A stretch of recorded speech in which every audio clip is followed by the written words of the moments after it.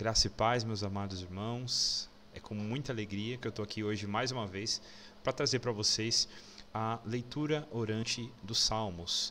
Hoje nós vamos fazer a leitura orante do Salmo 106, tá? Mas antes da gente começar, eu já quero convidar você a compartilhar esse vídeo, curtir, né? Mandar para as pessoas que você acredita que precisam ouvir a palavra, né? Claro, todos nós precisamos, mas se você conhece alguém, mande esse vídeo para ela e que o Senhor possa abençoar a vida dessa pessoa. Amém? Como de costume, eu quero convidar você nesse momento a reservar um lugar mais tranquilo, para a gente fazer junto um momento de reflexão, porque é muito importante na leitura orante essa meditação nas Escrituras. Então, por isso que a gente faz uma leitura pausada, para a gente poder deixar com que a palavra fale conosco e nos molde, nos ensine, e que ela possa realmente adentrar dentro do nosso coração. Então, por isso a gente faz essa leitura bem pausada, né? Para que a gente possa refletir sobre o texto, tá bom? Hoje nós vamos fazer a leitura do Salmo 106. O Salmo 106, ele é um pouquinho extenso, né? Na verdade, os últimos salmos que a gente tem feito são salmos mais extensos mesmo. Esse salmo, por exemplo, ele tem 48 versos, tá? 48 versos. Então a gente vai fazer uma única leitura, bem pausada, e depois a gente vai fazer um minuto para a gente poder refletir, né, para deixar o texto entrar em nosso coração, e depois a gente vai conversar sobre a estrutura dos salmos, nós vamos refletir sobre aquilo que o texto nos fala. Amém? Vamos lá? Salmo 106. A graça de Deus e a ingratidão de Israel. Aleluia! Rendei graças ao Senhor, porque Ele é bom, porque a sua misericórdia dura para sempre. Quem saberá contar os poderosos feitos do Senhor, ou anunciar os seus louvores? Bem-aventurados os que guardam a retidão e o que pratica a justiça em todo o tempo. Lembra-te de mim, Senhor, segundo a tua bondade, para com teu povo, visita-me com a tua salvação, para que eu veja a prosperidade dos teus escolhidos e me alegre com a alegria do teu povo, e me regozije com a tua herança. Pecamos. Nossos pais cometemos iniquidade, procedemos mal. Nossos pais no Egito não atentaram às tuas maravilhas, não se lembraram da multidão das tuas misericórdias, e foram rebeldes junto ao mar, o mar vermelho. Mas ele os salvou por amor do seu nome, para lhes fazer notório o seu poder. Repreendeu o mar vermelho e ele secou, e fê-los passar pelos abismos como por um deserto. Salvou-os das mãos de quem os odiava, e os remiu do poder do inimigo. As águas cobriram os seus opressores, nenhum deles escapou. Então creram nas suas palavras e lhe cantaram louvor. Cedo, porém, se esqueceram das suas obras e não lhe aguardaram os desígnios. Entregaram-se à cobiça no deserto e tentaram a Deus na solidão. Concedeu-lhes o que pediram, mas fez desfinhar-lhes a alma. Tiveram inveja de Moisés no acampamento e de Arão, o santo do Senhor. Abriu-se a terra e tragou a Datã, e cobriu o grupo de Abirão. Ateou-se um fogo contra o seu grupo. A chama abrasou os ímpios. Em Horebe fizeram um bezerro e adoraram o ídolo fundido. E assim trocaram a glória de Deus pelo simulacro de um novilho que come erva. Esqueceram-se de Deus, seu Salvador, que no Egito fizera coisas portentosas, maravilhas na terra de Cã, tremendos feitos no mar vermelho.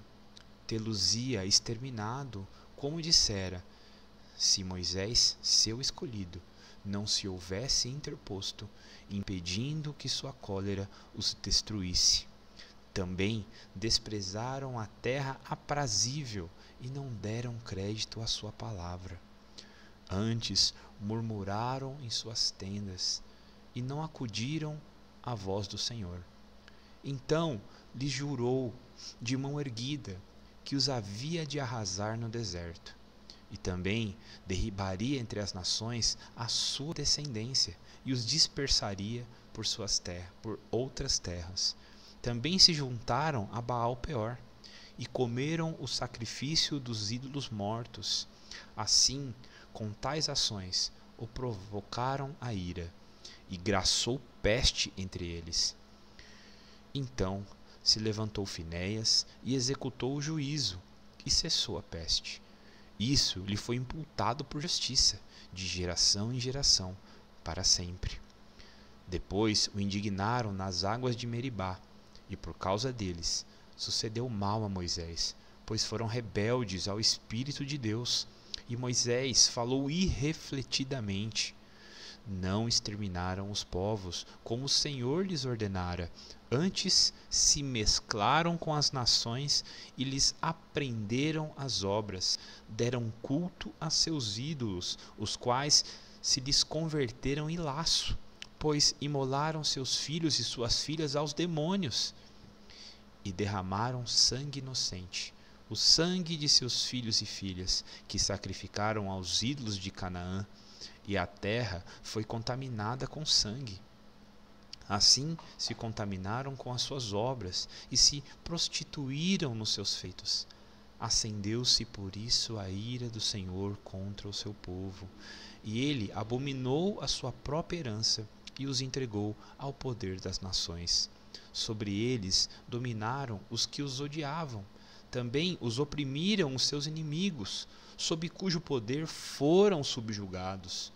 Muitas vezes os libertou, mas eles os provocaram com seus conselhos, e por sua iniquidade foram abatidos. Olhou-os, contudo, quando estavam angustiados, e lhes ouviu o clamor. Lembrou-se a favor deles de sua aliança e se compadeceu segundo a multidão de suas misericórdias.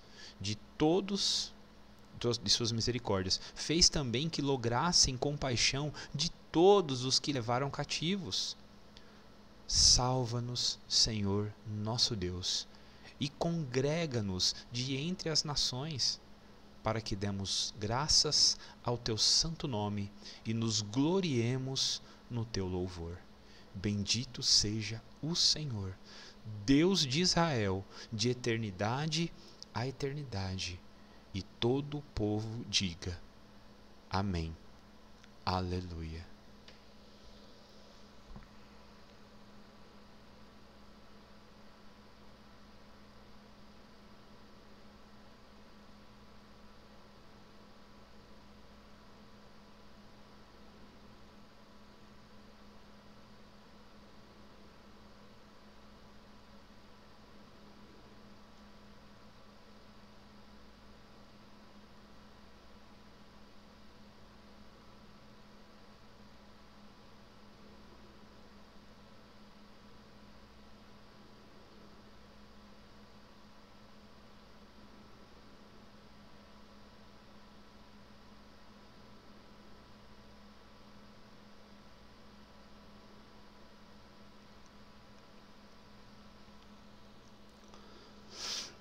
Amém. Meus irmãos, o Salmo 106, esse belo salmo que nós lemos, é um salmo penitencial. O que é isso? É um salmo que expressa arrependimento e tristeza pelo pecado e a busca pelo perdão de Deus. Esse salmo também é histórico, a gente vê dentro dele vários trechos, várias pequenas porções da história do povo de Israel, das suas peregrinações, depois com Moisés. A gente vê vários trechos da história do povo de Israel dentro desse salmo. E ele tem uma característica assim que mostra o pecado, Nele a gente reconhece os pecados que são persistentes de Israel, mas do mesmo modo que ele mostra os pecados constantes do povo de Israel, eles também mostram a fidelidade contínua de Deus. Ou seja, mesmo quando o povo pecava, o Senhor ainda assim propiciava para que eles pudessem se arrepender e voltar à comunhão com Deus. A gente vê nesses trechos, né, a ação de Deus indo até o homem, né? E esse é o ponto que nós temos que entender. É o Senhor que vem até nós. Esse salmo deixa muito claro que nós, como seres humanos, somos propícios ao erro. Nós somos pecadores e sempre vamos pecar. Mas o Senhor tem sempre um caminho de restauração, de santidade, de arrependimento. Esse salmo ele também serve como um espelho para o povo de Deus, lembrando-se de sua tendência ao pecado, né?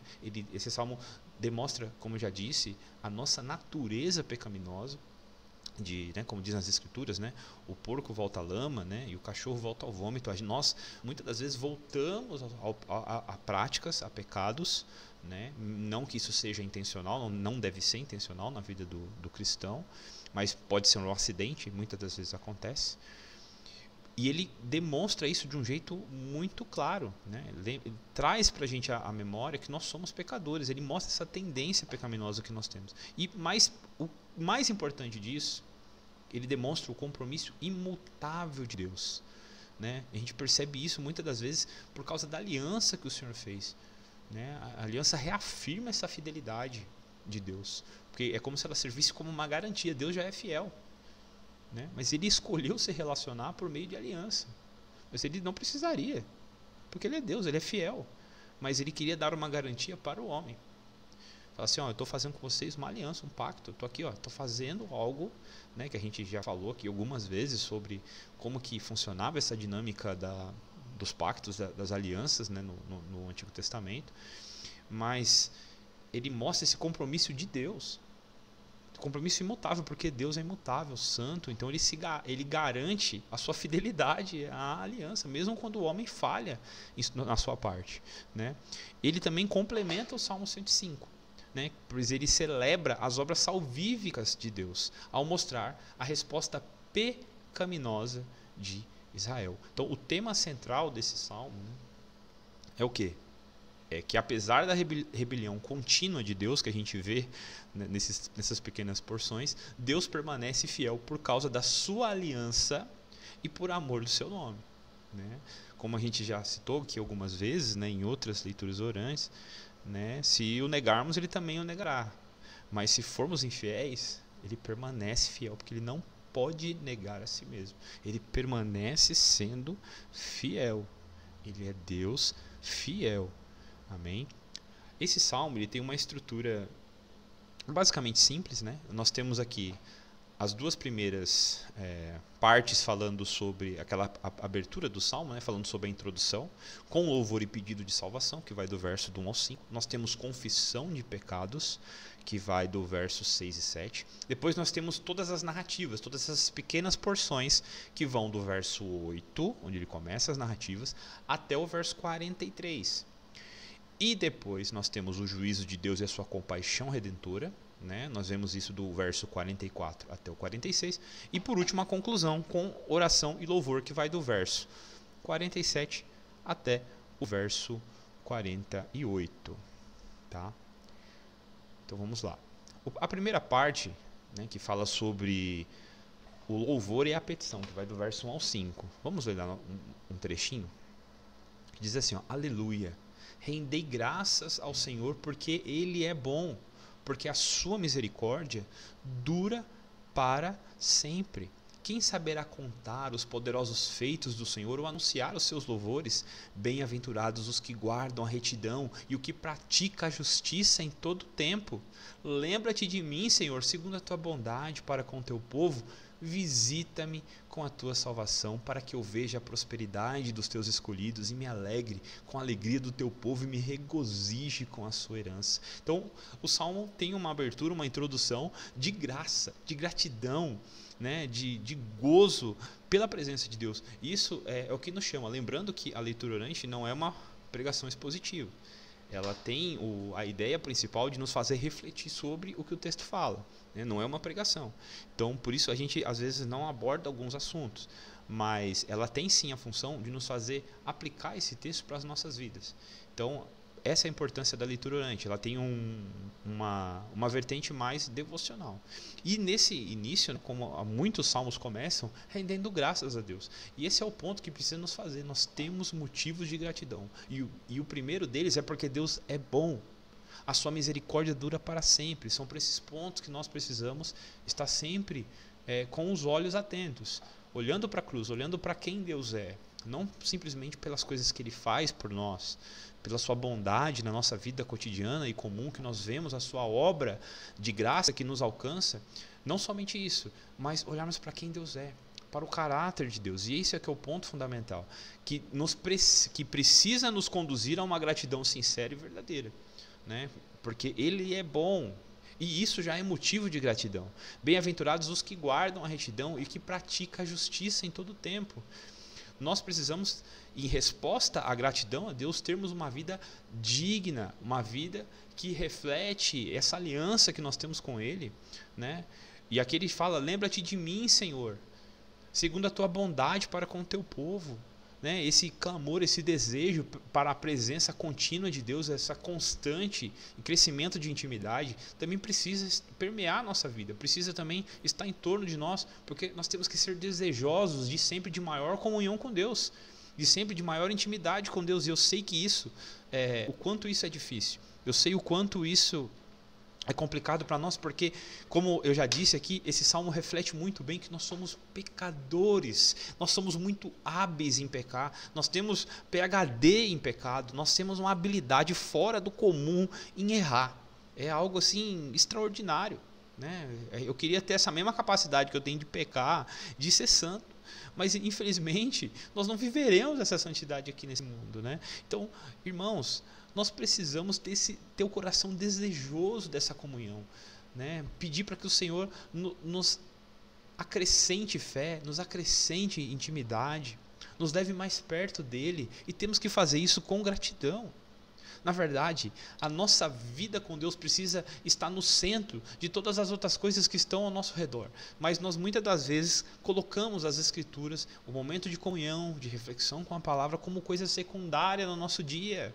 Se sobrar um tempo eu faço, se der eu faço, se der eu oro com a minha família, se der eu faço o evangelho aqui em casa. É tudo sempre para depois, como se fosse algo secundário. Mas nós temos que priorizar essas coisas. Não porque nós estamos querendo fazer algum tipo de barganha com Deus, nada desse tipo, mas porque nós desejamos maior intimidade com Ele. Nós desejamos conhecê-lo melhor. E não há maneira de conhecer a Deus melhor se não for pela sua palavra, se não for pelos momentos de oração, de intimidade. Se não for desse modo, irmãos, nós não conseguimos.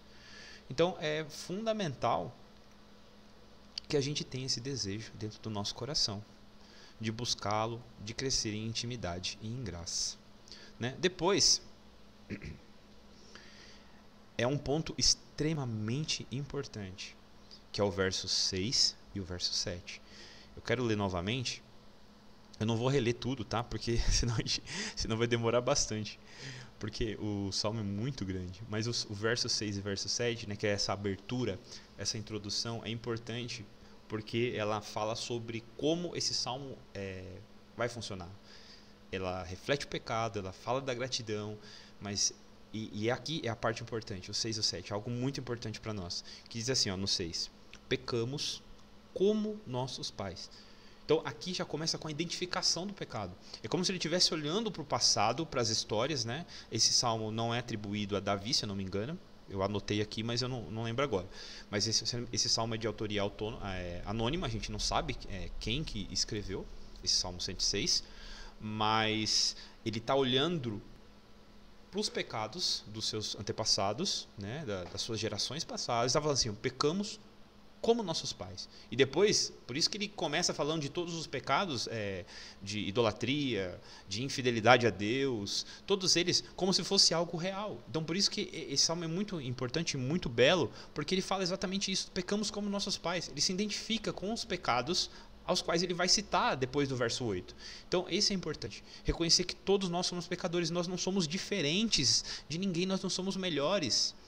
A gente sempre fala isso lá na escola bíblica, né? Quando a gente olha de fora as histórias das Escrituras, a gente sempre tem aquela ideia assim, Se eu tivesse no lugar lá de Moisés, se eu tivesse no lugar de qualquer personagem bíblico, né, no lugar de Sansão, eu não cometeria os erros que ele cometeu. A gente tem essa sensação, não sei você, eu tenho essa sensação, mas isso é infelizmente um engano, porque nós somos pecadores como eles, né? É fácil a gente olhar como a gente já conhece, né, as histórias da Bíblia, a gente sabe os desfechos delas, então para a gente tem uma perspectiva assim, poxa, caramba, eu faria diferente, nossa, eu não tomaria essa atitude, mas infelizmente, irmãos, a verdade é que nós temos que entender que o pecador que está sendo exposto ali nas Escrituras somos nós. Nós temos que fazer como o salmista que escreveu o Salmo 106, entender que nós pecamos como esses homens, como essas mulheres das Escrituras, nós pecamos como eles. Nós não somos diferentes em nada. O nosso pecado é igual. Nós não somos melhores do que eles. Nós somos tão pecadores quanto. Então é uma grande ilusão a gente achar, né, que nós somos diferentes. Não, nós não somos. Nós somos pecadores iguaizinhos a eles. Iguaizinhos. Não existe nada de diferente, de melhor em nós. E lá no 7, né, vou ler de novo. Pecamos como nossos pais. Cometemos iniquidade e procedemos mal. Ele começa falando, né, lá no 7, nossos pais no Egito não atentaram às tuas maravilhas. Não se lembraram da multidão das tuas misericórdias e foram rebeldes junto ao mar vermelho. Aqui ele vai começar a citar, mas perceba, ele já se identifica com esse pecado, olhando assim, Senhor, eu não sou fiel hoje. Nós pecamos hoje como nossos pais pecaram. E isso literalmente se aplica a nós, porque nós somos assim, nós precisamos de Cristo. Nós não servimos a Deus pelas nossas obras, mas pela obra perfeita de Jesus na cruz. E isso para a gente precisa estar fresco em nossa memória. A gente não pode olhar para a gente dessa perspectiva de mérito, porque nós não temos mérito nenhum. A nossa parte na salvação é só o pecado que nós temos, que precisava de um Salvador para salvar, e esse Salvador é Cristo. A nossa obra é o pecado. É nisso que nós somos habilidosos. Então, esse texto, esse livro de Salmo, ele é muito bom, ele é muito maravilhoso, porque ele mostra quem nós somos. Você vai falar assim, poxa, mas ele é bom porque ele mostra que nós somos pecadores? Sim, ele é bom porque ele mostra que nós somos pecadores, porque ele nos chama à realidade de quem somos. É melhor a gente olhar para as coisas de Deus com a realidade do que iludidos com coisas da nossa imaginação, achando que nós somos alguma coisa. Nós não somos. Nós não somos pecadores. Precisamos de arrependimento, precisamos entender que nós não somos melhores que ninguém. Eu sempre falo isso porque é importante a gente entender essa característica, porque os salmos escancaram o coração do homem. O salmo escancara quem nós somos. E nós somos pecadores. E esse salmo mostra muito bem isso. Né? A primeira história aqui, a gente vai ler, que ele retrata, né? Que eu já li até um pedaço aqui, né? Que falou do Mar Vermelho, mas ele o salvou por amor do seu nome, para lhes fazer notório o seu poder. Repreendeu o Mar Vermelho e ele secou, e fez-o passar pelos abismos como por um deserto. Salvou-os da mão de quem os odiava e os remiu do poder do inimigo. Aí ele fala no 11, as águas cobriram seus opressores, nenhum deles escapou, então creram nas suas palavras e lhe cantaram louvor. Olha que lindo, maravilhoso, eles estavam ali perdidos no Egito, pecadores, Deus os resgatou, e o que acontece? Olha só o que diz lá no 13, cedo porém se esqueceram das suas obras, e não lhe guardaram os desígnios, entregaram-se à cobiça no deserto, e tentaram a Deus na solidão. Somos nós. Nós somos assim, cedo esquecemos, irmãos, nós perdemos a alegria de sermos salvos em Cristo Jesus, perdemos a convicção da sua morte em nosso lugar, nós perdemos essa convicção. Durante os problemas da nossa vida, nós nos esquecemos disso, desse lugar de salvação. Cedo esquecemos disso, como diz aqui no texto, cedo porém se esqueceram das suas obras, e não lhe guardaram das obras que Deus fez na vida deles. Se esqueceram. Deus só fez um milagre extraordinário, abriu o mar, mandou pragas e um monte de sinais. Por isso a gente não precisa de sinal. O sinal que nós temos que olhar é para a cruz. Porque essas maravilhas, essas coisas, não garantem que seremos fiéis. Não garantem ver coisas extraordinárias, não garante. O que nos garante é a fidelidade de Deus. Porque nós, como povo de Israel, se víssemos esses sinais aqui, também seríamos incrédulos logo em seguida. Nós somos assim. Porque a nossa natureza pecadora nos impede de nos aproximarmos a Deus com gratidão real, com sinceridade real. Precisaria que ela fosse redimida por alguém. Se não fosse a ação de Jesus, nós nunca nos aproximaríamos de Deus verdadeiramente. Nós precisamos desse elo que nos une, que muda a nossa natureza, que nos dá vida verdadeira. Porque nós não conseguiríamos nos aproximar dele. E esse salmo reflete muito bem isso. Olha só o que eles fizeram. Cedo se esqueceram das suas obras, entregaram-se à cobiça no deserto, tentaram a Deus na solidão. E olha só a resposta: concedeu-lhes o que pediram, mas fez desfinhar-lhes a alma. Deus utilizou daquela idolatria, daquilo que eles desejavam, como instrumento de ensino, de repreensão do povo. Então perceba como Deus se utiliza as coisas para o nosso aprendizado. Do mesmo modo que ele fez com Israel, ele faz conosco. Ele faz exatamente assim conosco. Ele deixa com que muitas das vezes a gente se enfie em coisas, em labirintos, em ruas sem saída, para a gente aprender uma lição. Ele está sempre nos ensinando, e é de modo pedagógico que ele faz isso. Porque todas as coisas colaboram para o bem dos que amam a Deus, dos que foram chamados segundo o seu propósito. Então, ele deixa a gente, às vezes, se enfiar em algumas coisas meio desagradáveis. Por quê?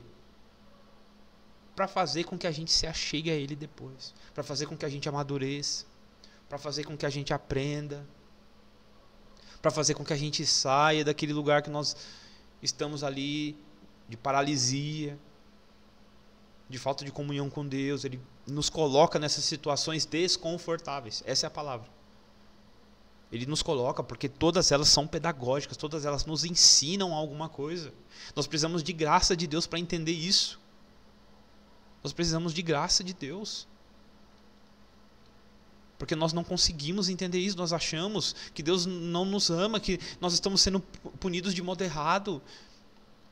Ou agimos como legalistas. Eu dei brecha na minha vida, eu pequei demais e agora Deus quer me matar. É ou não é? A gente sempre busca alguma desculpa. Sempre busca uma saída, sempre busca. Mas, irmãos, nós vamos ter tribulações. Claro que os nossos erros, pecados têm consequências. Mas mesmo assim, todo o fundamento dessas consequências é para o nosso crescimento e aperfeiçoamento na graça de Deus. Então o Senhor trabalha desse modo para o nosso aperfeiçoamento. Olha só o que diz no 16. Tiveram inveja de Moisés no acampamento, e de Arão, o santo do Senhor. Abriu-se a terra e tragou a Datã, e cobriu-se o grupo de Abirão. Ateou-se um fogo contra o seu grupo. A chama abrasou os ímpios. Em Horebe fizeram um bezerro. Moisés estava demorando e falou assim: vamos fazer o seguinte, vamos fazer um bezerro aqui, porque esse Moisés não vem. Nós precisamos de um Deus aqui para fazer. Vamos falar que foi esse bezerro aqui que nos libertou da nossa escravidão. Vamos dizer que foi ele. Porque nós sempre estamos querendo fazer um ídolo, porque o ídolo eu posso moldar com as minhas mãos. O ídolo vai seguir aquilo porque ele faz o que eu quero. Eu vi uma ministração do pastor Marcelo falando exatamente isso. Querer manipular Deus é uma ação do paganismo, que ele faça tudo do nosso jeito. Mas o Senhor nos deu a sua palavra falando: olha, se quiser me servir é do meu jeito. É do jeito dele. Do jeito que ele instituiu claramente nas Escrituras. É desse modo. Se vocês não fizerem desse modo, vocês estão se entrando em idolatria. Vocês estão criando um Deus que não sou eu. É obra da imaginação da mão de vocês. Certo? Então a gente tem essa tendência. Nós somos fábricas de ídolos ambulantes. Se Deus não responde do nosso jeito, da maneira como a gente espera, logo o nosso coração já quer dar um jeito, já quer criar um ídolo para resolver aquele problema que a gente não está suprindo plenamente na confiança em Deus. Não está suprindo, porque se estivéssemos suprindo em Deus, irmãos, o nosso coração estaria satisfeito. com as respostas, com as coisas que estão ao nosso redor. E aqui eu quero abrir um parênteses, não é satisfeito de ficar parado esperando as coisas, não é isso que eu estou falando, mas é a confiança que temos que Ele conduz a nossa vida. E tem um plano muito melhor do que qualquer coisa que a gente possa imaginar e que continua no controle de todas as coisas, independente de nós. Eles viram o mar vermelho se abrir. Como diz lá no 22, ó. Maravilhas na terra de Cã, tremendos feitos no mar vermelho. Tê-los exterminado, como dissera, se Moisés, seu escolhido, não se houvesse interposto, impedindo que a sua cólera os destruísse. Então nós vemos aqui a ação da graça de Deus, agindo, preservando o povo, sabendo que o povo por si próprio não pode plenamente cumprir a lei. Nós não podemos, e a lei demonstra isso para nós, nós somos incapazes, nós somos pecadores. Redimidos, perdoados, sim, mas continuamos sendo pecadores. E lá no 16, voltando lá no 16, só para enfatizar uma coisa. E já começa com pecado. Eles dizem, ó, tiveram inveja de Moisés no acampamento. Inveja. Ah, irmão, eu não tenho inveja. Nós temos, nós somos invejosos. A inveja, irmãos, está em nosso coração. Tem pecado que a gente não consegue entender. A gente precisa de discernimento do Espírito Santo para entender. Como diz nas Escrituras, quem pode entender os próprios erros? Revela-me tu, Senhor, os que me são ocultos, os que eu não consigo discernir, me mostra. Porque a gente não consegue, muitas das vezes a gente peca e nem sabe. Tem ídolos no nosso coração que a gente nem entende que tem, mas Deus conhece. Por isso o salmista fala, esquadrinha o meu coração. Mostra se eu estou caminhando em algum caminho torto e guia-me pelos caminhos eternos. Por quê? Porque nós somos pecadores. A corda que nos mantém no caminho da comunhão com Deus é o próprio Deus. É Ele que nos puxa, é Ele que nos mantém, não somos nós.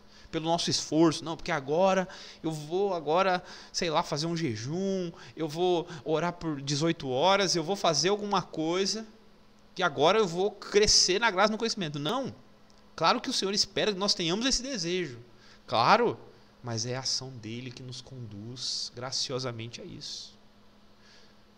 Agora, às vezes nós queremos apresentar obras para ter uma moeda de barganha diante de Deus. E esse é um problema gravíssimo que nós precisamos remover do nosso coração. As nossas boas ações não podem ser moedas de troca. Primeiro, se essa é a nossa intenção, com certeza diante de Deus ela não tem importância alguma. Porque Deus conhece o nosso coração e sabe das coisas que nós fazemos. Ah, Senhor, eu estou indo para a igreja porque eu quero ser abençoado. Estou indo para a igreja porque eu quero isso. Eu vou orar porque tem alguma coisa errada aí. Tem alguma coisa errada aí. Precisamos de discernimento de Deus para entender onde está o nosso coração. Amém? Precisamos do discernimento de Deus. Continuando. Também desprezaram a terra aprazível e não deram crédito à sua palavra, antes murmuraram em suas tendas. Irmãos, como nós somos murmuradores. Percebam, nós estamos falando de inveja, idolatria, murmuração. Murmurar é reclamar. É simples assim, é viver reclamando. É sempre achar um motivo para falar mal de alguma coisa. A murmuração para mim é uma clara expressão de incredulidade. Não que a gente não reclame, a gente reclama. Mas muitas das vezes ela é uma expressão clara de incredulidade. Uma murmuração, porque aqui eles murmuravam contra quem? Contra Deus. Estavam murmurando, reclamando. Pô, Moisés, você tirou a gente de lá para morrer aqui? Não tinha cova suficiente lá no Egito? Ai, que saudade de comer as iguarias lá do Egito. Poxa, estavam murmurando contra Deus. E muitas das vezes as nossas reclamações são murmurações contra Deus. Nós estamos reclamando das bênçãos que o Senhor nos concedeu, que nós nem entendemos que são bênçãos. Nós estamos reclamando de condições, de coisas, de situações que Deus proporcionou para nós, para o nosso crescimento. Então a murmuração é uma reclamação. A murmurar é reclamar. É não confiar, muitas das vezes não confiar na ação de Deus sobre nós, sobre a nossa vida, no cuidado dele conosco. Então a gente acha pequenos pontos que tiram a nossa paz e que nos levam a uma reclamação contínua. Que nos levam, e não é oração, não te conduz à oração. Murmuração não é uma oração. Porque se te incomoda e te leva para a oração, ainda tem algum peso de valor. Agora, o problema é que a murmuração muitas das vezes não nos conduz a orar. Não nos conduz a ir diante de Deus. A falar, Senhor, por favor, eu não estou entendendo, Senhor Deus, me mostra o seu coração, me revela a sua vontade. Estou perdido em mim mesmo, eu não sei para onde ir. Não, muitas das vezes a murmuração não nos conduz a isso. Ela nos conduz a um sentimento de insatisfação. E a gente quer colocar para fora toda essa murmuração, toda essa reclamação reclamando. Ah, isso aqui tá ruim demais. Ah, porque esse emprego é isso. Ah, porque fulano age assim. A gente começa a achar e buscar coisas para reclamar. Sem saber que muitas das vezes é o próprio Deus que nos conduziu a isso. O próprio Deus nos conduziu. Nós estamos ali reclamando. Então a gente precisa desse discernimento. A gente precisa que o Senhor, na verdade, é mais confiança em Deus do que o discernimento.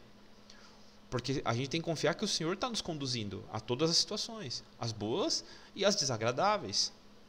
Porque as desagradáveis nos ensinam. As boas nos motivam, nos alegram, mas precisa das duas. Vai ter situações boas e situações ruins. Depois, lá no verso 32 agora, depois o indignaram nas águas de Meribá. Nas águas de Meribá foi onde Moisés desonrou a Deus devido à pressão do povo. Eu vou atender a pressão das massas, vou fazer o que as pessoas esperam, não vou obedecer a Deus. Foi exatamente isso que ele fez. O Senhor falou para ele, Moisés, fala a rocha que vai sair água. Ele catou o cajado e deu uma marretada, uma paulada e saiu água. O que ele fez? Ele desrespeitou a ordem de Deus. Deus falou para ele, faz A, ele fez B. E quantas das vezes nós não agimos assim também? Nós queremos, né, esse é um erro do ser humano, querer servir a Deus do jeito dele, não é do jeito das Escrituras. Ah, não, mas você faz de um jeito, eu faço de outro. O que a gente tem que fazer é nós dois olharmos para as Escrituras. Não é o meu jeito nem o seu, é o que a Bíblia diz. A gente tem isso, a gente quer servir do nosso jeito. Se o Senhor nos fala claramente direções nas Escrituras, posturas, decisões que nós temos que tomar, o modo como nós temos que viver, se eu decido claramente agir de um modo oposto, eu tenho que arcar com as consequências. Moisés, por causa dessa desonra, dessa desobediência a Deus, não entrou dentro da terra prometida. Não entrou. O Senhor falou, sobe aqui na montanha aqui, você vai dar uma espiada lá, e já era. Você não vai entrar. Esquece. Então, assim, é muito importante nós entendermos isso. Vou continuar lendo aqui. Não exterminaram os povos, mais uma vez, não cumpriram as ordens de Deus, como o Senhor lhes ordenara. Antes, se mesclaram com as nações, lá no 35, e lhes aprenderam as obras. Olha só, eles se misturaram, não destruíram esses povos, como foi a ordem direta, extermine esses povos. Não fizeram. Se misturaram e ainda aprenderam as obras, ou seja, foram totalmente para o lado oposto do que Deus mandou. Totalmente oposto. Eles não destruíram, ainda se misturaram e aprenderam as más obras. Lá no 36, deram culto a seus ídolos, os quais eles se converteram em laço, ou seja, o Senhor mandou juízo sobre eles por causa disso. Pois imolaram seus filhos e suas filhas aos demônios, derramaram sangue inocente, o sangue de seus filhos e filhas, que sacrificaram aos ídolos de Canaã. Olha o absurdo com que eles se contaminaram. Idolatria, ainda derramaram sangue inocente. E aqui o texto já enfatiza bem, pois imolaram seus filhos e filhas aos demônios.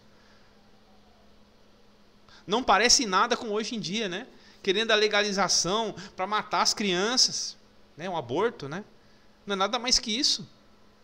Não é nada mais, isso aqui é um reflexo direto do que a sociedade quer colocar hoje como normal. Vamos matar as crianças, não quer seu filho, mata ele. Nada mais isso do que idolatria, derramamento de sangue inocente. Derramando sangue inocente. Desrespeitando a palavra de Deus. Nada mais é que isso, meus irmãos. Nada mais é que isso.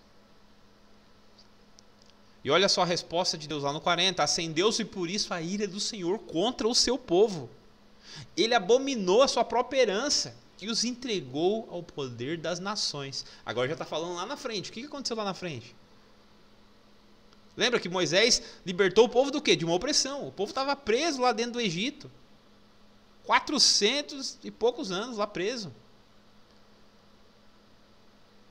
Mas o povo rebelde, que o próprio Deus abominou a própria herança, entregou o poder das nações, sobre eles dominaram os que os odiavam.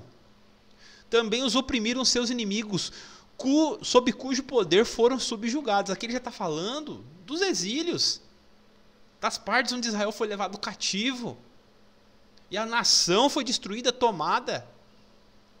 Ele já está falando para frente, então perceba aqui junto comigo.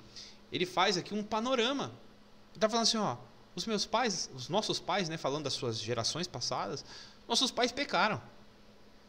E nós não somos diferentes deles. Nós somos iguais a eles. Ele cita todos os pecados e aqui está falando, acendeu-se por isso a ira do Senhor, falando assim, é justa a ira de Deus contra nós. Porque nós somos rebeldes, idólatras.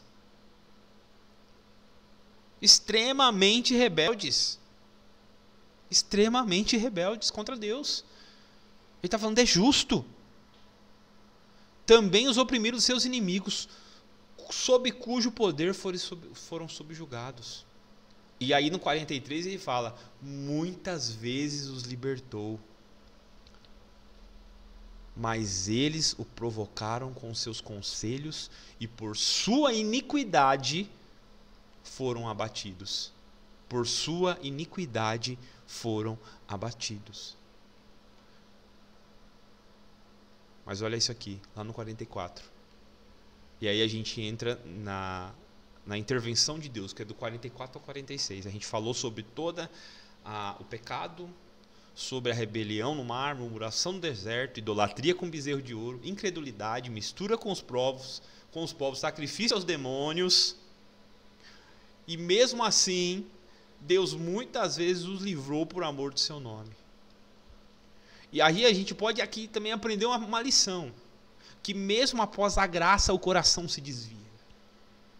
Mesmo após a nossa conversão, o nosso coração ainda continua tendencioso ao pecado, porque são duas naturezas que ainda coabitam, que ainda se atritam, e muitas das vezes nós damos ouvidos a ela. Por isso que essa mortificação precisa ser constante. Esse exercício, essa busca precisa ser constante, porque o nosso coração se engana. Nosso coração falsamente ainda vai correr para o lado dos ídolos. Mas o Senhor é fiel e é nisso que nós nos apoiamos. A fidelidade de Deus está enraizada em sua aliança e não nos méritos humanos. Por isso que Cristo nos salvou poderosamente. Porque se fosse depender de nós, a gente perderia a salvação a cada segundo. A cada segundo nós perderíamos ela, porque nós não temos capacidade de manter algo desse porte. Nós somos espiritualmente incapazes, humanamente incapazes. A nossa condição não nos capacita a isso. Então nosso coração ainda é enganoso demais, enganoso. Eu quero ler de novo aqui o verso 44. Olha só que beleza. Olhou-os, contudo, quando estavam angustiados, e lhes ouviu o clamor. Lembrou-se a favor deles de sua aliança e se compadeceu segundo a multidão das suas misericórdias. Fez também que lograssem compaixão de todos os que levaram cativos. O Senhor ouviu as orações desse povo angustiado. O Senhor não fez pouco caso deles, e esse é o ponto. Deus não faz pouco caso das nossas dores, mesmo quando elas são fruto da nossa desobediência, porque Ele entende que somos pó. Ele olha para a nossa estrutura e sabe que nós somos frágeis, somos fracos, somos pecadores caídos. Ele olha para a gente com misericórdia. Se assim não fosse, Ele não teria nos salvado com Cristo Jesus. Em Cristo Jesus Ele não teria feito assim. Ele entende a nossa estrutura, sabe que somos pó, como a gente já leu aqui em outros salmos. Então Ele olha para nós com essa compaixão, porque sabe que nós somos pecadores, que pela própria natureza já seríamos condenados diretamente ao inferno. Já seríamos condenados porque não existe obra alguma em nós que poderia nos levar diante de Deus em justiça, senão a obra de Cristo na cruz. Não existe. E essa parte é linda, é maravilhosa. E lá no 47 ele diz: salva-nos, Senhor nosso Deus, e congrega-nos de entre as nações, para que demos graças ao teu santo nome e nos gloriemos no teu louvor. Bendito seja o Senhor Deus de Israel, de eternidade a eternidade. E todo o povo diga amém, aleluia. Esse é o ponto. Maravilhoso é o nosso Deus, digno de glória e de louvor. E esse clamor aqui no 47, chamando a Deus: Senhor, nos salva, entendendo que a salvação só vem por meio de Deus. O povo clama por essa restauração e se une em louvor ao Deus eterno. Aqui é um chamado a esse arrependimento. Esse chamado agora está diante de Deus com gratidão, clamando a Ele, pedindo: Senhor, congrega-nos de entre as nações, para que nós demos graça ao seu santo nome, reconhecendo que a justiça de Deus foi perfeita e reta, mesmo mandando a nação de Israel, o povo da sua herança, cativa. Mesmo assim Deus permaneceu justo e fiel, não dando ao povo nada diferente do que ele merecia, pois se manteve infiel à aliança até o final. Até o fim se manteve infiel. Claro, eles se arrependiam, o Senhor restaurava, mas mais uma vez o povo pecava e o Senhor aplicava o juízo.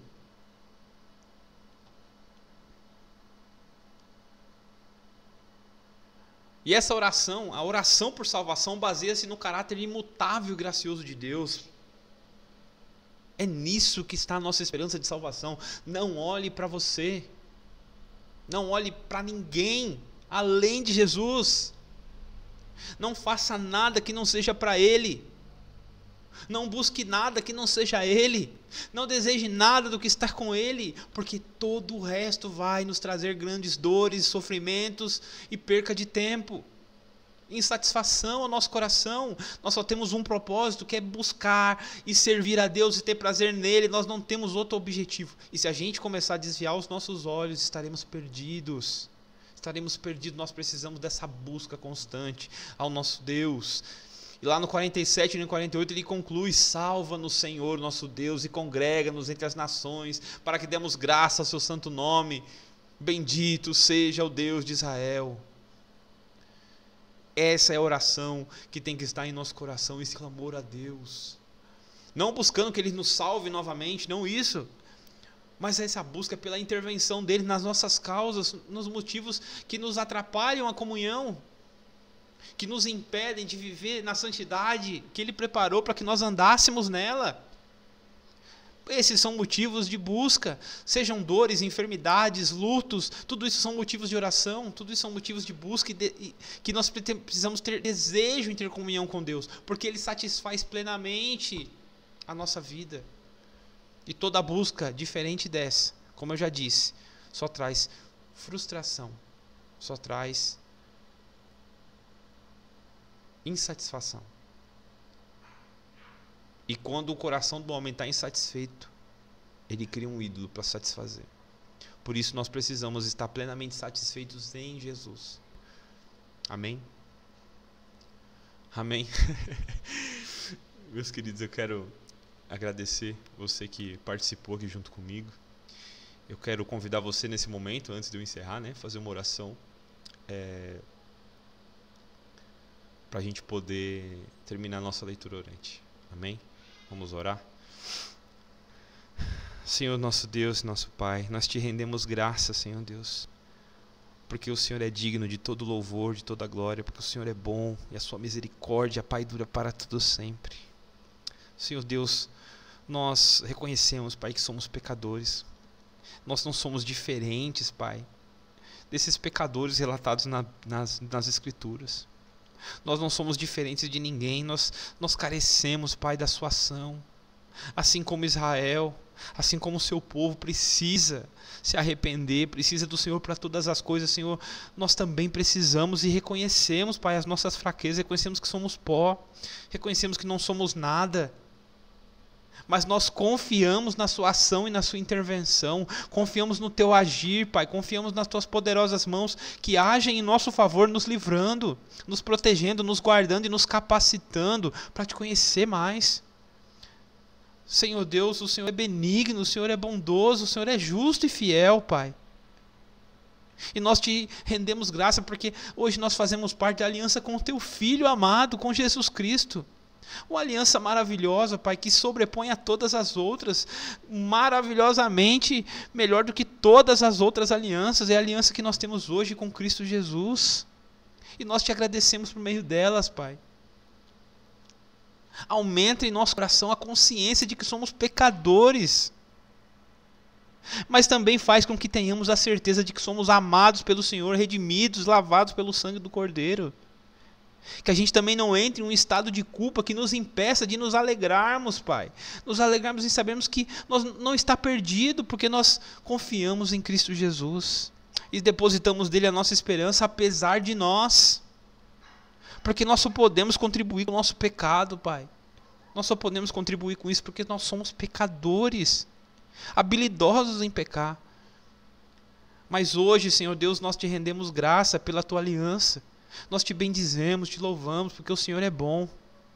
E eu te peço, Pai, continue a trabalhar em nós e nos conduz, Pai, a um arrependimento genuíno, para que nós possamos louvar o teu nome, bendizer as tuas obras maravilhosas e pregar o teu evangelho, Senhor Deus, a todo povo sobre a terra.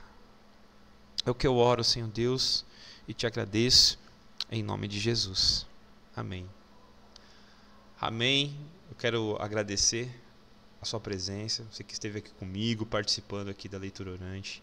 Que Deus te abençoe, que o Senhor multiplique tudo aquilo que foi falado, né? Que tudo aquilo que vem do Espírito Santo possa produzir em nós frutos para a vida eterna.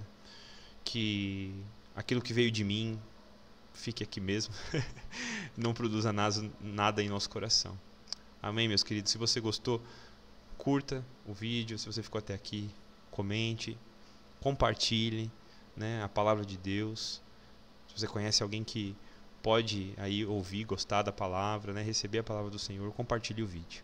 Amém? Que o Senhor nos abençoe, uma boa noite para vocês, um bom descanso e até a próxima. Em nome de Jesus, se Deus quiser. Amém. Até mais.